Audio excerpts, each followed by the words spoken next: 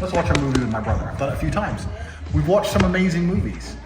But tonight I wasn't sure what movie to watch, so I thought, let's go to the Apple TV and let's see the #1 top movies charts.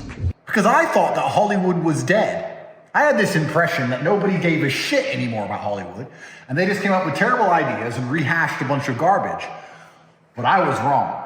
Because if you go to the top movies charts, we have Avatar, The Way of Water, pretending to be someone else in someone else's body, like that's the internet all over now, isn't it? All these fucking dorks. But that doesn't offend me. What actually upset me, genuinely, deep in my heart, because I have so little faith left for humanity, please understand, I have so little left. And it's the tiny straws that break the camel's back, the little nails in the coffin. The second most watched movie is Ant-Man. Who the fuck is Ant-Man? Scott. I've already discussed Spider-Man at length, but I am genuinely, maybe it's because I spent too long in fucking jail. I can't be here. I can't be here. I'm under house arrest. I didn't know there was an Ant-Man. How lazy do you have to be as a superhero creator to sit and look at Spider-Man and go, what's weaker and shitter than a spider?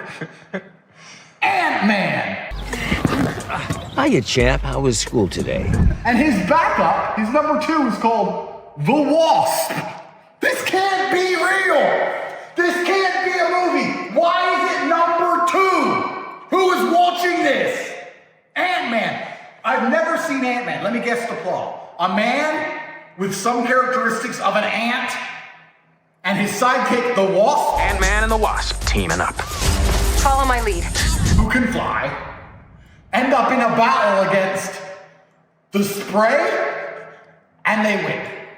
I don't even need to watch that movie to know it's shit. And the worst thing is, it's #2. People are paying for this with money. They're paying for this voluntarily, watching this with their own time. And they go, oh, I don't know why I'm still a brokey stuck in the Matrix. I just enjoyed Ant-Man. Ant-Man is fucking, they're attacking your mind. Don't you understand? This is beyond how trash Ant-Man is. This is a larger psyop on your human psyche. In the 1980s, you grew up and you wanted to be Steven Seagal. You wanted to walk into the bar and say, hey, don't talk to that girl. Better leave her alone. Aikido! And destroy all the men in the bar. That's fine. But now these kids are growing up and they want to do what? Ants? They want to be ants? Like your cousin, Luke? That's it? That's everyone's fucking aspiration? Ant-Man? Steven Seagal doesn't play fucking Ant-Man. Where's the action heroes? Who the fuck plays Ant-Man? I am pissed. Who plays Ant-Man? No Any idea. idea? No. Ant-Man actor.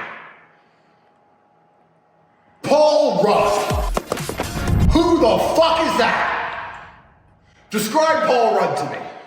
I think he's the guy who played Brian Fantana in Anchorman. Listen, he's pretending to be an ant, so he's clearly desperate for work. If I was an actor and they came along and said, Andrew, do you want to pretend to be an ant? I'd say, get fucked. No. Spider-Man was already the worst superhero. I've already discussed this at length, but now we have Ant-Man and the Wasp. And it's not just about the fact that they're making shit movies. It's the fact that Hollywood sit down with the #1 propaganda system on earth. They're designed to enslave you. They're trying to attack your psyche. They sit around this table and they say, the young boys, all the people are going to watch the next action movie. We need to instill them with all of our propaganda and make them as weak and lame as possible because we don't want anyone to grow up like Andrew Tate. That's why we don't talk about Andrew Tate in school. That's why we delete Andrew Tate from the internet. You're not allowed to be a G. You have to be a fucking nerd so we can control you and control your mind. So let's create a fucking action movie that all the kids are going to watch. They're going to grow up and they're going to want to be fucking ants. Ants in a colony. Slaves inside the colony walking in a fucking line with no individual sovereign capability. By themselves, they're nothing. But if they're part of the machine, if they're part of the Matrix, if the ants stay part of the Matrix, they might be able to live somewhere underground in the fucking dirt, live in